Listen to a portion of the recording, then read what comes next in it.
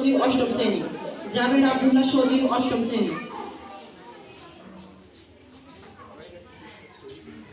আমার সামনে উপস্থিত শিক্ষক মণ্ডলী, বিচারক মণ্ডলী এবং অভিভাবক বৃন্দ এবং আমার ছোট ভাই বোন, বড় ভাই বোন সবাইকে জানাই আন্তরিক সালাম এবং মুবারকবাদ।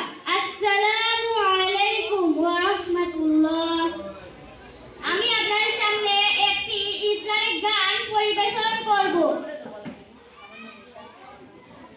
আছি গো ডুবে আমি পাপে